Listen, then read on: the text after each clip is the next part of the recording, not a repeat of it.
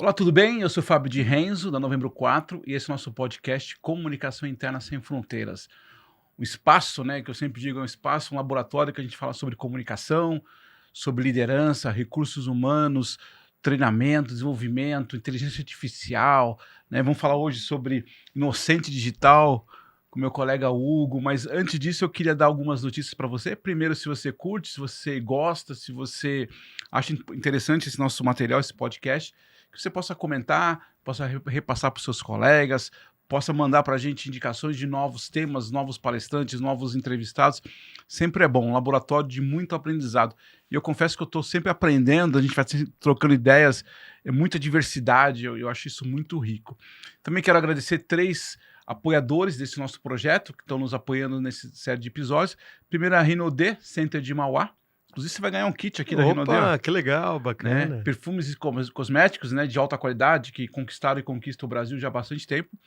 Se você quer conhecer, quer comprar os produtos da Rinode, ou até mesmo criar uma fonte de renda, né? Você pode vender produtos da Rinode. Então procure a Rinode Center Mauá. Tem um QR Code que apareceu aqui na tela. A Rinode Center Mauá que transforma vida através do empreendedorismo. Além de ficar cheirosinho, você pode ganhar um dinheirinho também aí. Temos também a Digital Six. A Digital é uma empresa, Hugo, que eu acho interessante, de tecnologia. Você conhece bem as listas de presença, que as empresas fazem lista de presença por causa de auditorias, Sim, por causa sim. de segurança, enfim. Eles criaram uma metodologia, uma solução SaaS, que você pode, através do crachá, já computa a presença e joga para o sistema. Então, você pode controlar isso, pode fazer a gestão disso através desse sistema que eles têm, que eles chamam de TagSafe, que é justamente isso. É um sisteminha que você, pelo crachá, você não precisa ter nada, vai automaticamente para um banco de dados que seja seu da própria empresa ou até deles também, onde faz o gerenciamento disso. Então, aquele negócio de ficar assinando a lista, presença, ficar controlando, vem a auditoria pede, você não acha a lista de presença do cara, enfim. É bem interessante, é através da tecnologia NFC. Boa. Bem interessante, também tem o QR Code deles aqui para você saber confidencialidade, segurança da informação, uma questão jurídica, né? É bem interessante esse trabalho que eles fornecem para a gente e para o mercado. E o nosso terceiro parceiro é a Human.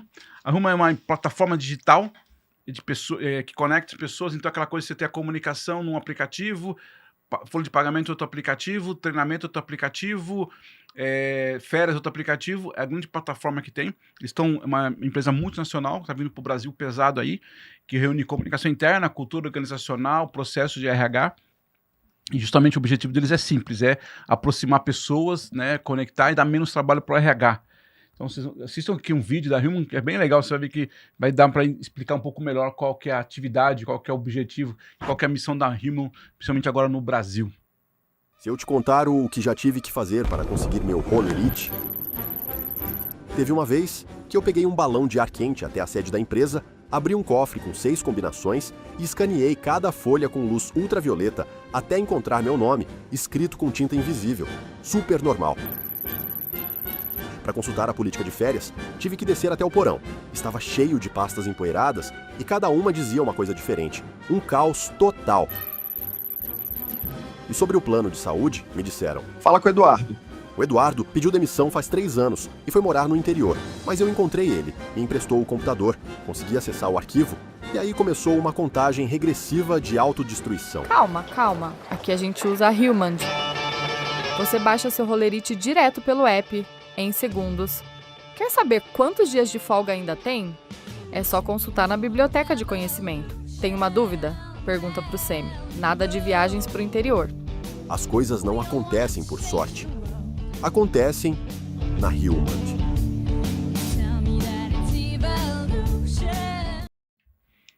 Então é bem interessante essa plataforma aqui da Human. Então eu queria agradecer.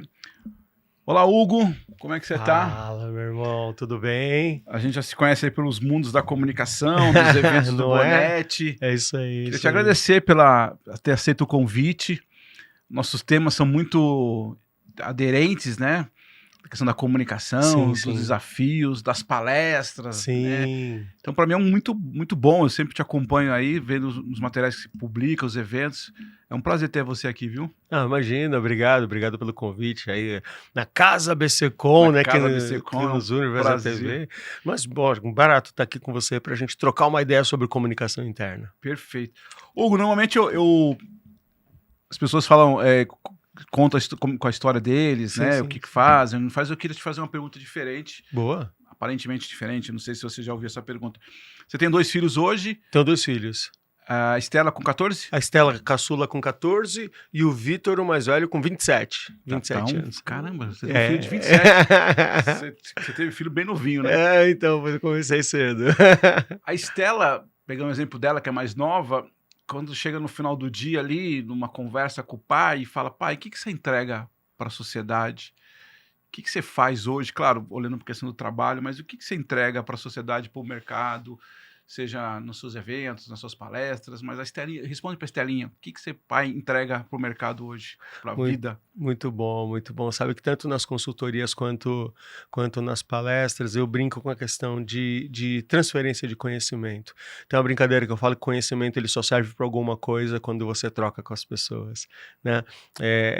E o grande barato dessas atividades é que não é uma questão de entrega de conhecimento, é uma questão de troca mesmo.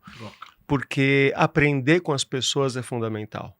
Né? Aprender com as experiências das pessoas, seja numa mesa de consultoria, seja numa palestra, aprender com as pessoas, ouvir as pessoas, me conectar com as pessoas. Então, acho que trocar conhecimento é o que eu faço, tenho a gratidão aí de fazer profissionalmente. Muito bom, muito bom. Olha só, você respondendo. E, de modo geral, hoje, sem aquele currículo tradicional, o que você está em termos de trabalho mesmo? Você tem hoje uma consultoria, você faz palestras? Sim. O que você oferece para o mercado assim? Vamos lá, eu tenho 2 grandes atividades, né? Uma atividade consultiva, onde a gente monta times de vendas e times de marketing, né, para as empresas.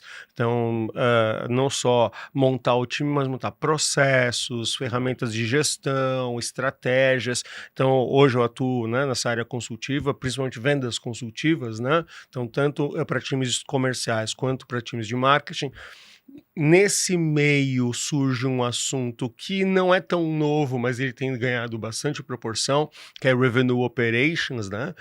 Basicamente, Heavy Ops vai falar que você não olha somente para vendas, mas você olha para a receita de forma completa. Então, é tão importante quanto fazer aquisição de novos clientes, é também você reter e ampliar a receita dentro de clientes. Então, aí para esse mundo de vendas e marketing se conecta também o mundo de customer success, de operação de clientes, de sucesso de clientes, que vai então formar um novo arcabouço comercial para as empresas, que então, né, deixam de olhar somente com todas as aspas do mundo, né, para vendas, para olhar para a receita de forma mais abrangente. Então, essa é a atividade consultiva que eu tenho oficialmente há 12 anos, aí, né, com palestras e conteúdo.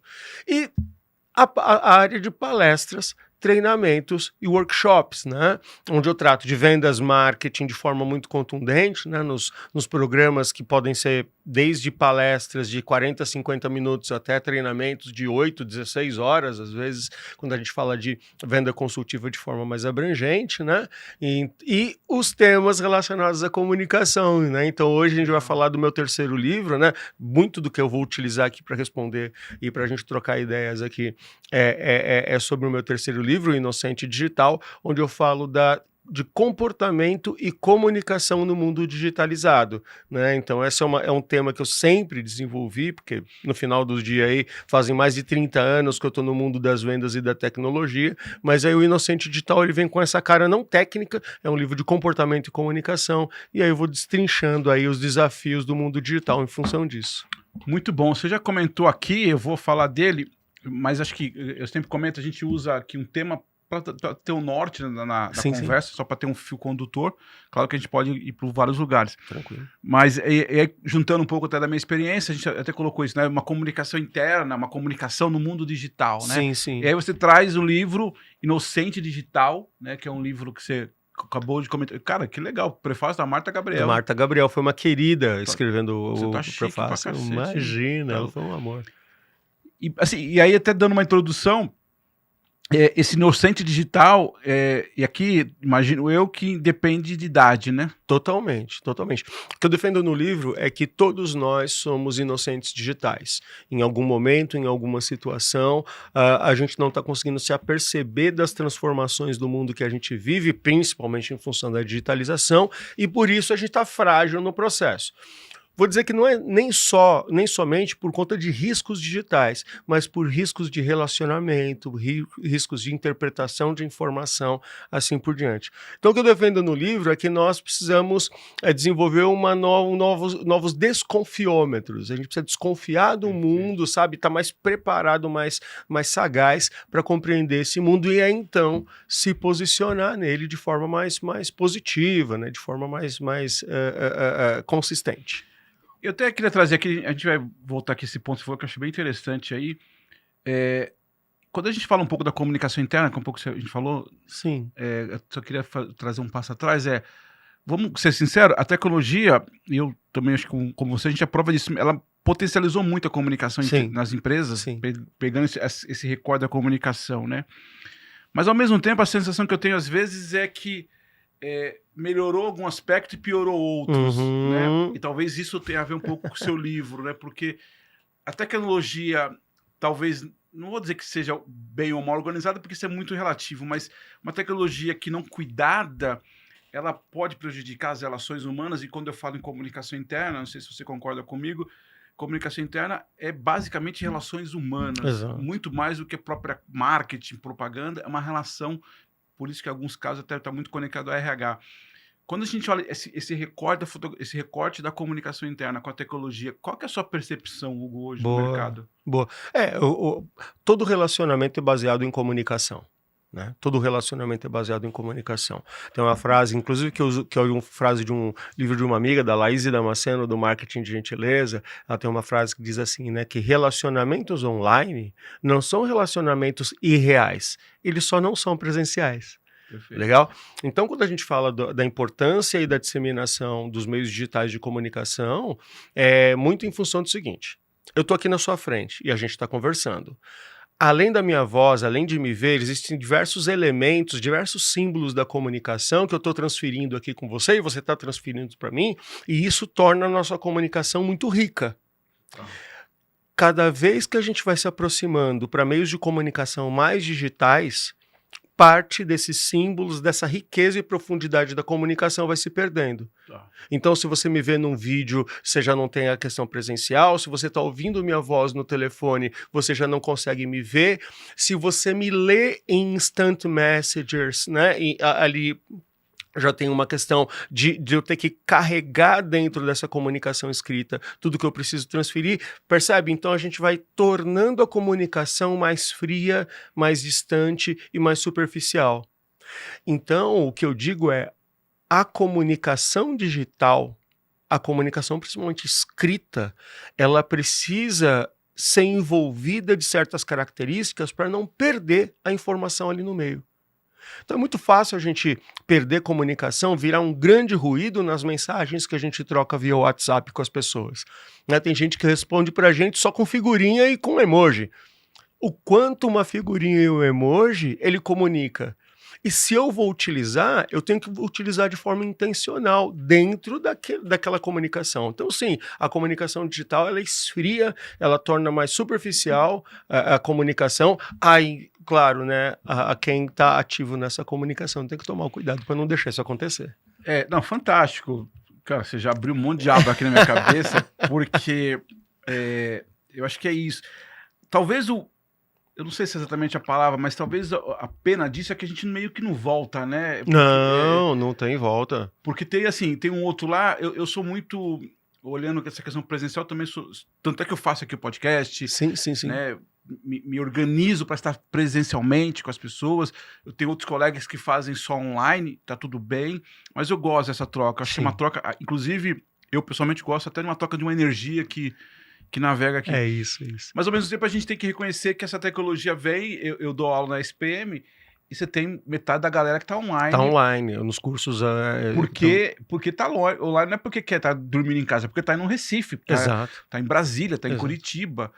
Então também tem esse outro lado. Agora, nesse caso, Hugo, então seria o maior desafio é do interlocutor de tentar, entre aspas, sabendo que tem a distância, como é que eu minimizo essas perdas que você falou? Justo. É isso que talvez seja o maior desafio? Completamente isso. Veja, tem um ditado que diz assim, que comunicação não é o que eu digo, comunicação é o que você entende. Perfeito. Então, eu, como agente ativo dessa comunicação, eu tenho que criar formas de fazer com que a informação vá até você e eu tenho que criar formas de perceber se essa comunicação está sendo efetiva para você. Perfeito. A comunicação digital, ela depende disso.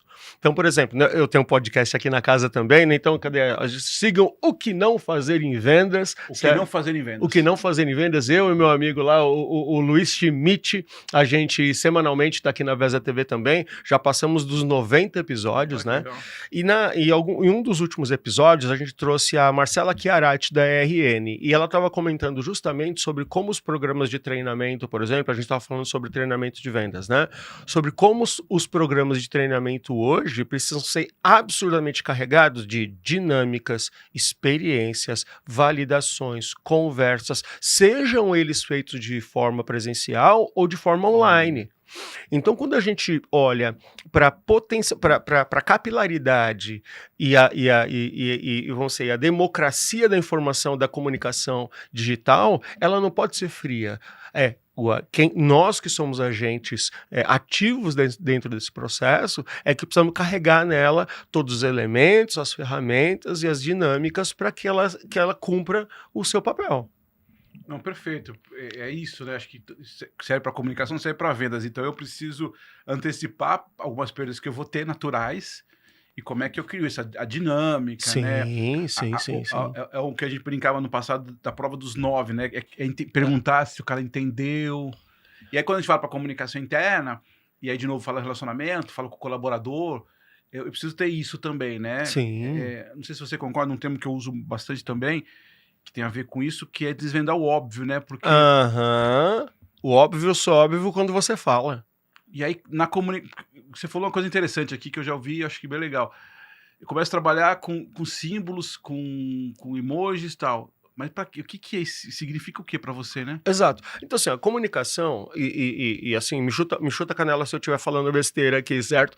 Mas a primeira parte de você planejar a comunicação é você compreender qual o público com o qual você está se comunicando. Sim. Né? Então, não é incomum, por exemplo, a gente entrar em projetos de comunicação onde a empresa fala com clientes mais simples, de classe C, D e E, ou então pessoas de uma faixa etária mais avançada, e aí o áudio é o que come solto dentro daquele processo de comunicação. Né?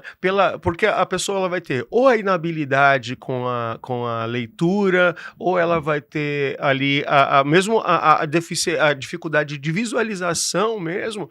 Então a comunicação ela vai toda para o lado das mensagens via áudio. Então, toda essa questão, ela parte do ponto de, primeiro, com qual público que eu estou me comunicando. E a partir, então, desse público, a gente vai traçando as estratégias de comunicação. Seja comunicação externa, seja comunicação interna, né?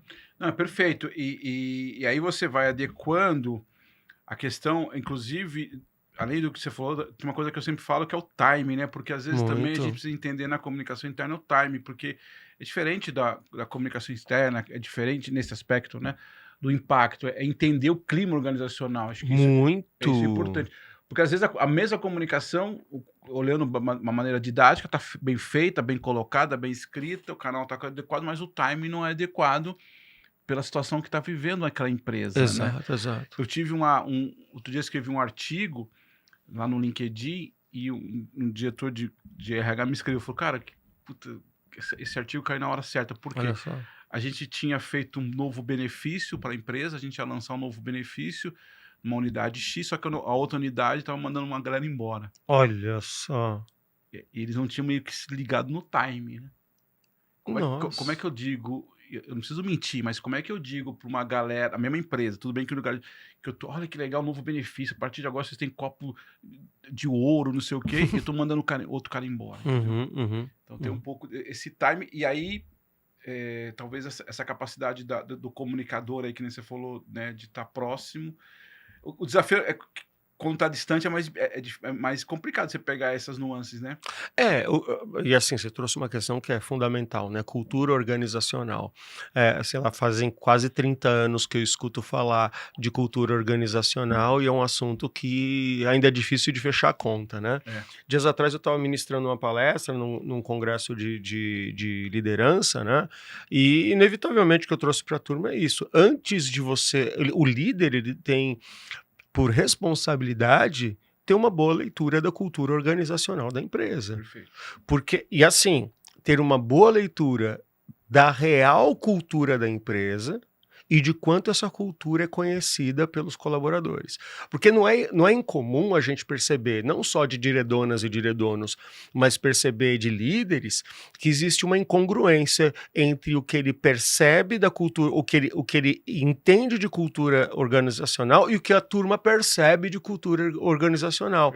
E aí você descasa a comunicação, porque você está falando para as pessoas determinadas questões que elas não acreditam que aquilo seja possível no dia a dia. E aí é ruído certo.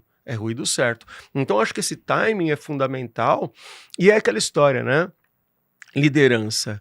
Eu sempre falo isso para a liderança. Assim, quem vai ser a pessoa madura dessa relação? Ótimo. Entendeu? Quem vai ser o adulto dessa relação? A liderança tem que assumir esse papel de ser o adulto da relação. Mas um adulto funcional. Funcional, sim. É perfeito. Eu entendi a analogia, mas é perfeito. Entendeu? Perfeito. Então tem que assumir, seja digital ou seja presencial, né, a liderança tem que assumir esse papel. Vou dar um outro exemplo. Eu e Luiz, né, junto da Marcela, que era a ERN, essa empresa que eu comentei, a gente treinou 100% dos vendedores da Votorantim Cimentos no Brasil inteiro. Separando em salas, acho que foram mais de 400 vendedores. Legal? E o grande barato foi justamente, em todo o processo de planejamento, conversar com as lideranças, conversar com esses vendedores, não só nas capitais, ir atrás de gente online, claro, que está trabalhando nos interiores do Brasil, para ter uma leitura de como essas turmas viriam.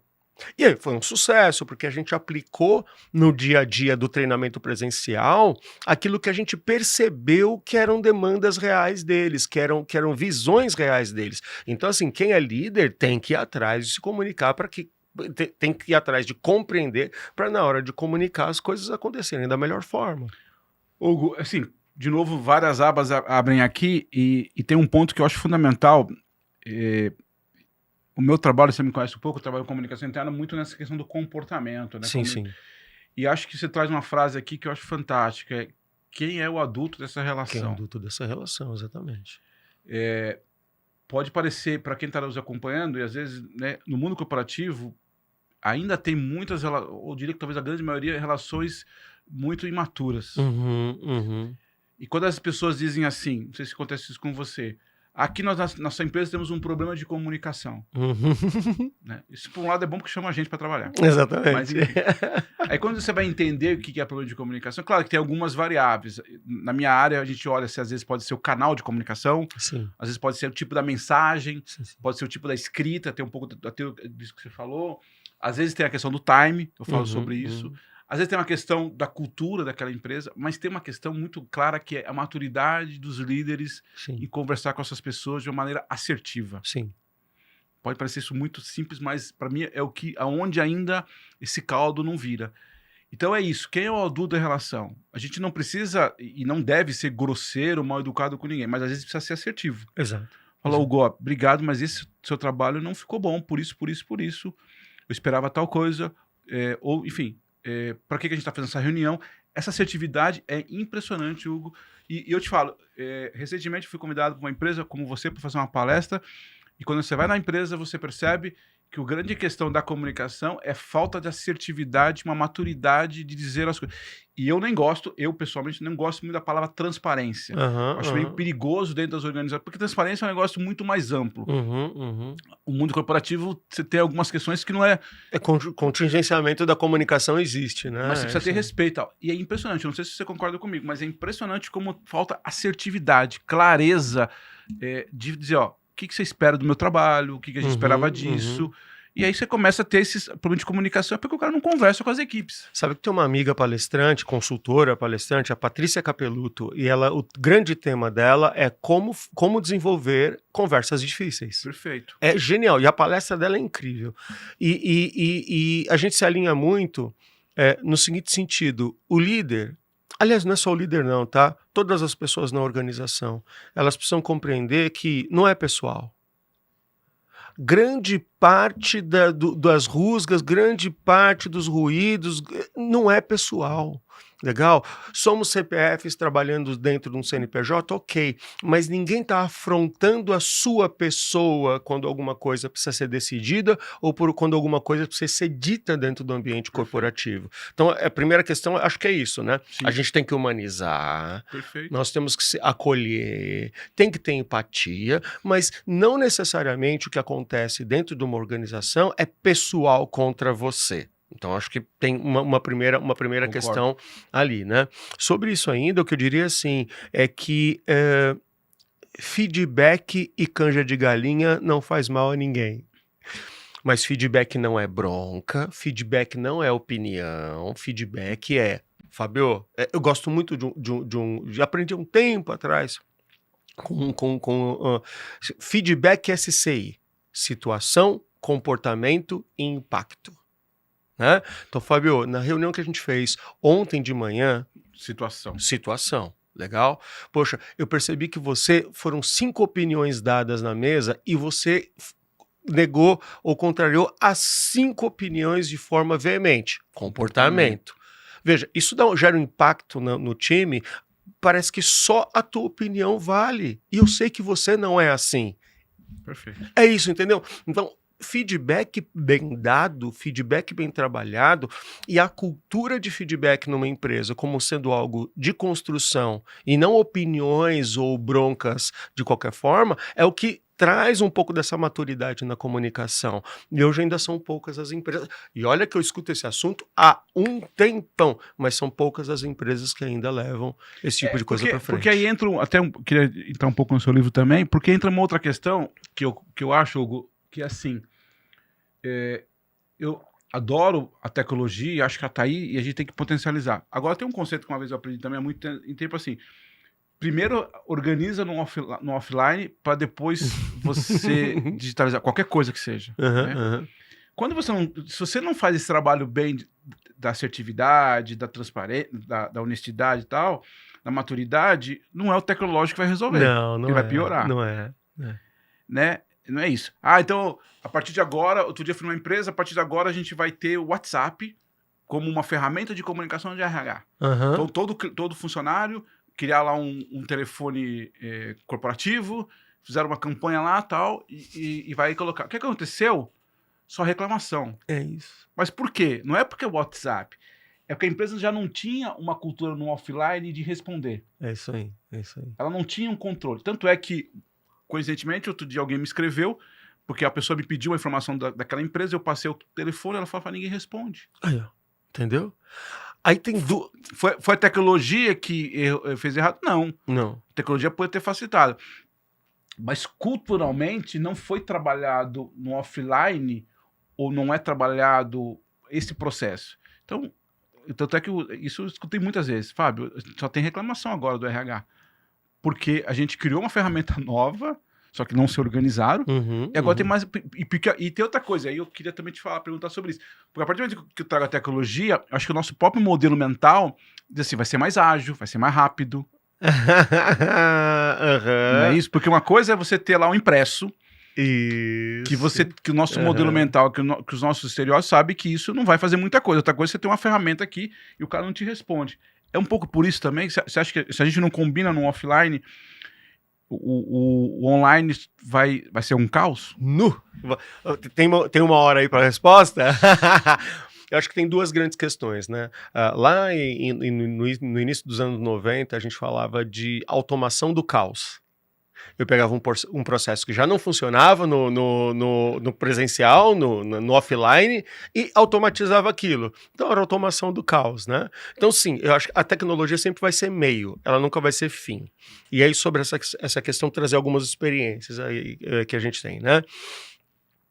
Tem um grande amigo que ele fala assim, tem empresa que implanta chatbot, tem empresa que implanta chatobot. Chatbot. Legal? Porque assim, seja para o teu cliente externo, ou seja para o teu cliente interno, né, quando você não tem humanização, quando você não tem envolvimento, quando você não tem atenção e disponibilidade, não é chatbot, é chatobot. Sim. Né? Aí chega uma questão que tem empresa que acha que inteligência artificial resolve tudo. E não é bem assim. Não é bem assim. Hoje a gente sabe que o próximo passo da inteligência artificial utilizada na comunicação é a inteligência artificial agêntica, né? Que é criar agentes com inteligência artificial, que eles têm basicamente 2 objetivos. Ele ou vai ser um copiloto desse analista de RH, né? Ou ele vai ser um agente de atendimento para o que pode ser mecanizado, para o que pode ser automatizado. Né? Então as empresas, elas querem, não, vamos colocar agora, e a gente faz isso, tá? Eu trabalho em projetos como esse, que a gente coloca centrais de atendimento online para WhatsApp ou outros canais de comunicação utilizando agentes. Mas 2 coisas que a gente fala imediatamente primeiro, quais são as informações de RH, processos, procedimentos, normas, certo? Que já estão documentadas, Isso aí. legal? Que já existe documentação de tudo isso, né? Processo de férias, processo de reembolso financeiro, né? Processo como a gente falou aqui da Human, não é isso? Isso. Legal? Então, assim, dentro da Human, né? Uma Sim. ferramenta, o quanto isso já está organizado, processual, documentado. Porque se não está, você não tem base de informação para criar a inteligência artificial. Porque a inteligência artificial, ela vai o quê? Ela vai consumir informações que a empresa já tem minimamente disciplinadas para poder responder num processo ali, quando ela se torna um chatbot, um agente de comunicação. Então eu vejo que a empresa, ela precisa voltar e olhar para os seus processos, para as suas normas, né, para os seus procedimentos, para o que ela tem como base de comunicação, porque sem isso não se faz a tecnologia. Então hoje já existem casos que a gente tem e a gente acompanha de empresas de médio e grande porte que implantam chatbots de atendimento que o colaborador está usando aqui direto do celular dele, direto do WhatsApp dele, mas está comunicando com um número específico de RH, legal? Que presta atendimento sobre informações simples, que lembra onde... A gente adora os portais de documento, legal? Mas onde está aquele formulário do reembolso de viagem específico? Cara, o chatbot entrega isso com tranquilidade, né? Quantas horas do seu banco de horas, quantos dias de folga, qual o seu pedido de férias foi aceito ou não? Então, o chatbot, ele resolve tudo isso, desde que os processos estejam mapeados. Então, uma vez esses processos ajustados, hoje sim você consegue com facilidade criar ferramentas via esses canais de comunicação para prestar esse atendimento para o teu funcionário, legal? Mas precisa estar alinhado com diversas questões da empresa. Eu acho que esse é o grande ponto, né? E talvez um pouco até usando o seu tempo aqui, um pouco na inocência digital de achar que a tecnologia vai resolver essas coisas. Não vai resolver. Não resolve tudo. Ela pode facilitar. O exemplo que você deu do chatbot é perfeito, né? Que é um pouco até da questão do human. Que é trazer isso. Então, eu já tenho um negócio que o cara vai ficar perguntando de férias, você ficar perguntando... Não. Ok. Agora, se eu não tenho... E aí, outro dia, também numa outra situação... vamos fazer. Aí na hora de pedir a férias, o cara precisa de um departamento. Aí assim, aí tem uns negócios meio mequetrefe, né? Aí manda um negócio no chat GPT, no WhatsApp, mas na hora que o cara vai ter que solicitar férias, ele tem que ir até o departamento pessoal para assinar o papel. Então, pera lá, né? pera lá. Então assim, ou faz ou não faz. Exato. Então assim, tem algumas coisas que precisam ser acertadas. E aí que eu queria trazer um ponto, eu achei bem interessante, né? Quando a gente estava conversando, você falou... esse livro faz quanto tempo que você lançou? Esse livro ele já tem mais de um ano. Ele já tem mais de um ano. Eu já penso, inclusive, em fazer a segunda edição dele. E a ideia, quando você fala do inocente digital, ele assim, você falou aqui no começo, mas é no sentido de que a gente vai cuidando da nossa cabeça para você tá mais apurado, é isso? Isso. E hoje em dia, até com as questões tem a ver com as questões da própria inteligência artificial trazendo... Muito. Quando você fez um ano atrás, até não tinha tanto como tem hoje. Tinha, ele foi lançado no boom do ChatGPT. É. E eu já trago ali algumas questões nele já. Porque tem, por exemplo, não sei se na época já tinha. Hoje tem uns vídeos que você já tá difícil pro leigo, talvez você não, mas para mim tá difícil identificar se aquela foi feita a inteligência ou não, né? Sim, e na palestra do livro eu falo muito sobre isso, né? O que é real, o que é irreal? Legal? Qual que é? E aí a questão. Primeiro é o seguinte, né? Quando a gente fala desse o que é real, o que é irreal no Inocente Digital, tome cuidado com as informações que você compra imediatamente. Nada você pode comprar imediatamente. Porque o que acontece, principalmente nas redes sociais, né? Eu vejo uma notícia e já começo, meu Deus, isso é absurdo! A indignação, ela é meio automática nas pessoas hoje. Só que é o seguinte, você pode estar tendo indignação em cima de uma informação que é falsa. Então, o que as pessoas precisam compreender nesse momento é calma antes de se indignar. Antes de ficar levantando... Calma, peraí, deixa eu olhar com lupa isso. Deixa eu confirmar essa fonte em outro lugar. Deixa eu entender se essa informação chegou por uma fonte aceitável, confiável. Legal? Então a primeira questão é essa. As pessoas precisam aprender que indignação imediata é um grande risco no consumo de informação. Primeira questão é essa. Segunda questão é a seguinte. Tem uma questão... A democratização da produção de conteúdo, eu lembro, foi muito importante, né? Porque nós, e nem só nós que já estamos aqui com barbinha branca ou com cabelo branco, certo? Que nós nascemos num mundo de 5, 6 canais de televisão, de 3, 4 jornais que circulavam, legal? Então a informação nessa época, ela chegava até nós por meio de canais mais validados. Não vou dizer que eles eram imparciais, mas eles eram validados. Super. Hoje em dia, a produção de conteúdo, todo mundo pode fazê-la. Só que nós estamos acreditando nessa produção de conteúdo de hoje do mesmo jeito que a gente acreditava em 5, 6 canais de televisão, Perfeito. em 3, 4 jornais de 20, 30 anos atrás. Aí você pode falar, não, Hugo, mas os jovens não são assim. Os jovens já nasceram no mundo digital. Eles foram criados por pessoas de cabeça analógica. E eles não têm maturidade emocional para discernir, legal? O que é certo do que é errado, o que é prudente do que não é prudente, o que é real do que não é irreal. Então, a grande questão que eu falo de desenvolver esse desconfiômetro no Inocente Digital é que a gente precisa aumentar o nosso nível de maturidade digital e entender que a gente não pode ficar comprando as informações que chegam pela internet de forma pronta, de forma dada, gratuita. A gente tem que processar essas informações, buscar as fontes, entender se os canais onde a gente está olhando por isso são canais respeitados, são íntegros, para então a gente decidir se vai se indignar ou não pela informação. Saca? É mais ou menos por aí. Não, para mim não tem dúvida nenhuma. Eu vou fazer uma reflexão... Eu concordo totalmente com você, mas eu vou fazer uma reflexão tentando fazer o que o pessoal fala do advogado do diabo, né? Porque eu sou assim, só fazer um parênteses. Domingo eu tava em casa lá com a minha mãe. Ela falou, recebi um negócio aqui da Receita Federal, não sei o quê. Eu falei, mãe, para. Veio o nome de uma pessoa da Receita Federal, para. Tipo assim, eu sou, inclusive, às vezes, eu falo, eu até brinquei com ela, mãe, se tiver algum problema, vão te achar. Exatamente. Se for alguma coisa séria mesmo, porque não é por aí. Então, é um pouco nesse sentido. O que eu acho só, e aí, de novo, é só uma provocação, tá? Eu não concordo com isso, mas é uma provocação.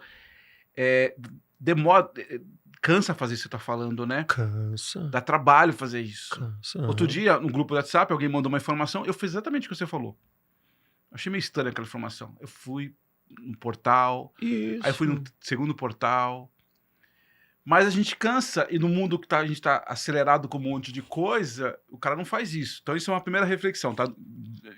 E o segundo, que tem alguns assuntos que grudam mais em mim, independente se é verdade ou não é verdade. Mas muito. Independente se é verdade ou não é verdade. Você gosta de futebol?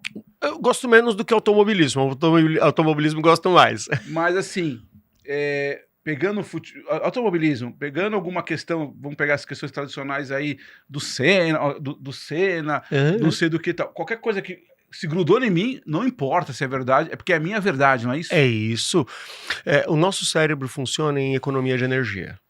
Legal? Exato. Então, nossa mente busca sempre os mesmos lugares, os mesmos caminhos para se conectar. Então, por que essa informação gruda? Porque ela gruda em coisas que já estão na minha mente. Então, assim, e aí, tem um livro antigo, chama Modelos Mentais, então nem tem mais esse livro.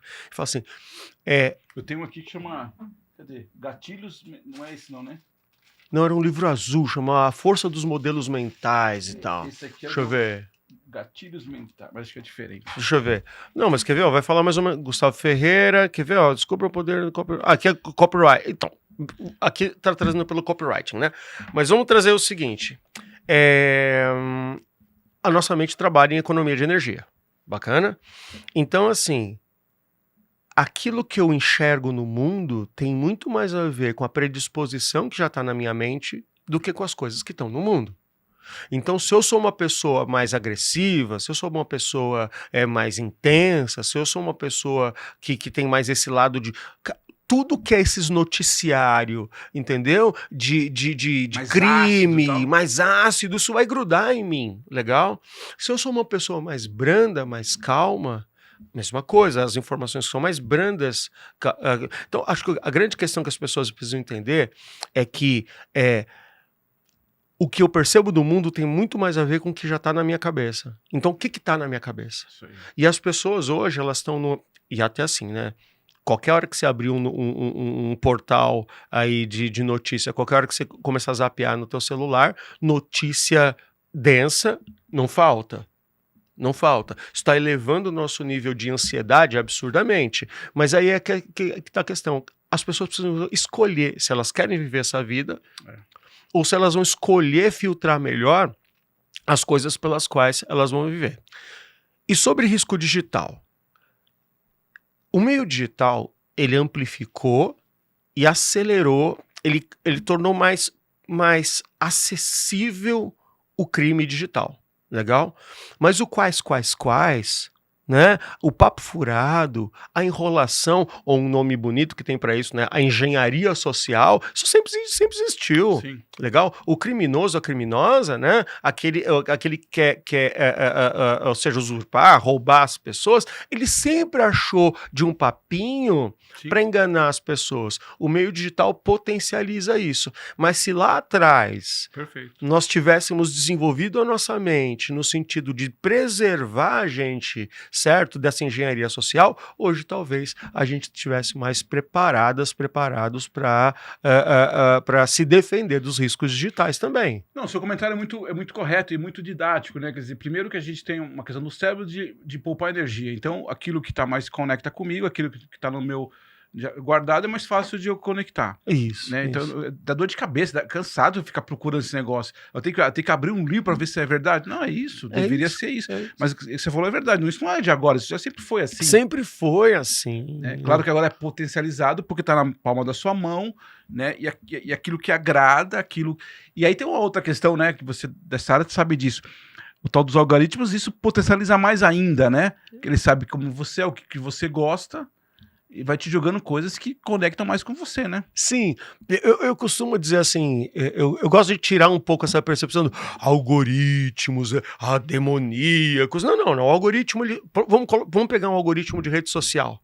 Qual o objetivo dele? Te manter dentro daquela rede social por mais tempo. Sim. Legal? Tem um ditado que diz assim, rede social, se você gasta dinheiro com ela, você é o cliente. Se você não gasta dinheiro com ela, você é o produto. Sim. Legal? Então ele só vai pegar e te mostrar algo, ele vai tentar te reter dentro desse processo. O que é uma brincadeira que eu costumo dizer, costumo fazer com as pessoas, por exemplo, no Instagram. Você vai pegar teu Instagram e você vai fazer o seguinte, você vai pegar e começar a rolar a timeline e matérias e conteúdos que você não quer mais, tem aquele aviãozinho, não tem aviãozinho lá? Que é ali dentro tem um botão assim, não tenho interesse. Isso. E aí, não tenho interesse porque é um conteúdo explícito, não tenho interesse porque é agressivo, vai lá. Pega 1 hora do teu tempo e pelo menos uns 10 não tem interesse, legal? Você vai marcar lá.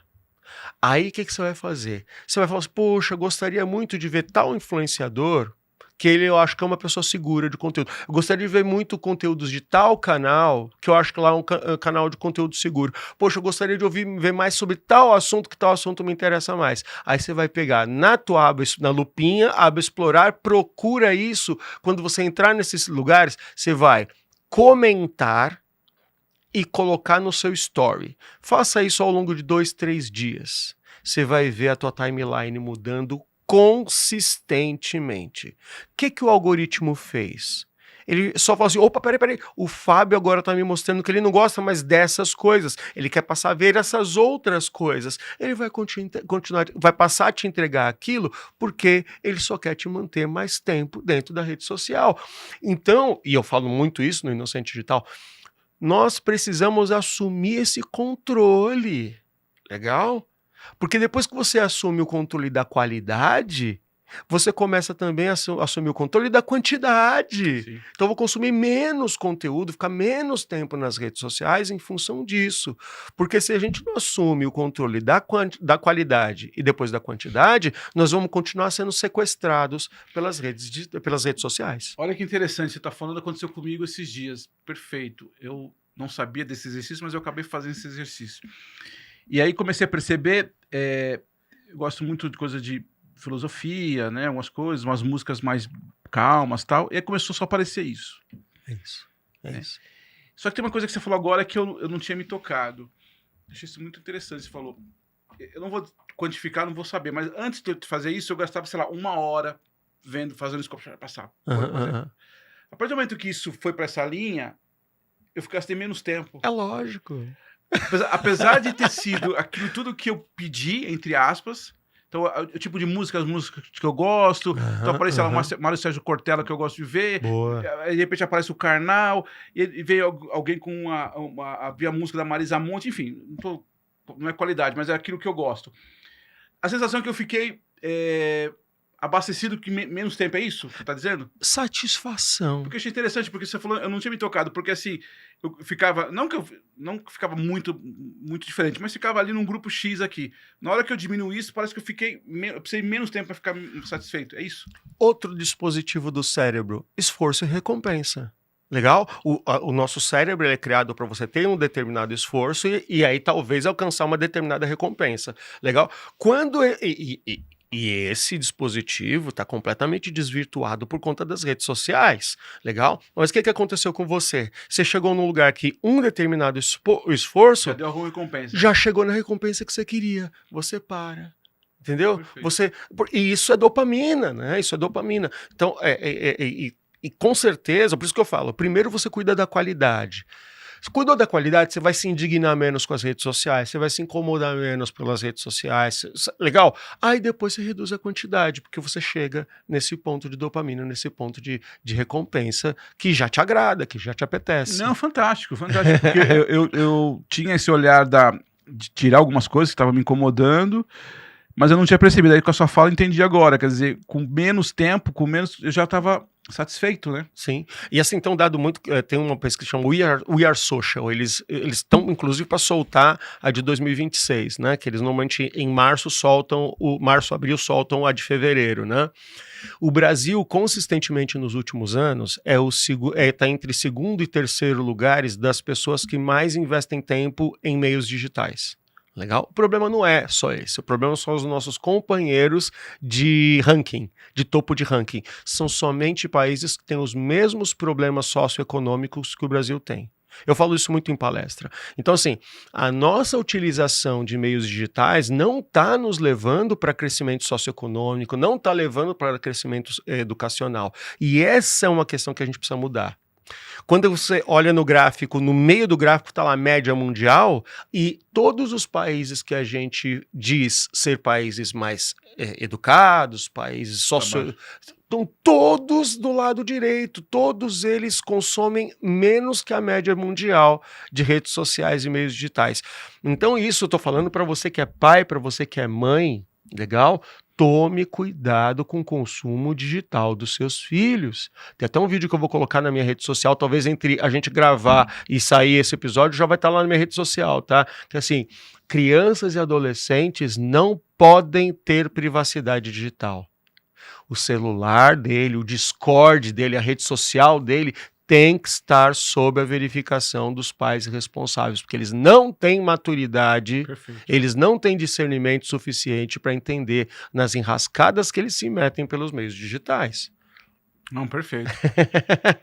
Cara, pena que o nosso tempo Passa rápido, passa né, muito meu irmão? rápido, né? Eu queria te agradecer, novamente falar do livro, né? Inocente Digital. Inocente Digital. isso Hugo, quem quiser te acompanhar aí, seja como pessoa física, pelas palestras, seja como pessoa jurídica, na consultoria, Hugo Santos, como é que eles te acham?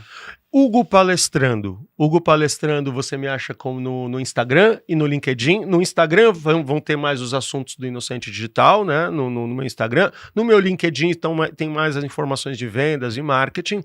E você pode fazer contato comigo também através do meu site, que é o palestraseconteúdo.com.br. Só chega lá, clica, já tem botão de WhatsApp, inclusive, já vem direto para o nosso atendimento e a gente bate um papo. Muito obrigado, muito obrigado. Agradeço de verdade, adorei aqui a conversa. Abriu um monte de aba aqui na minha cabeça. Vai ser difícil ter que continuar aqui depois de tanta coisa. Preciso pensar bastante coisa.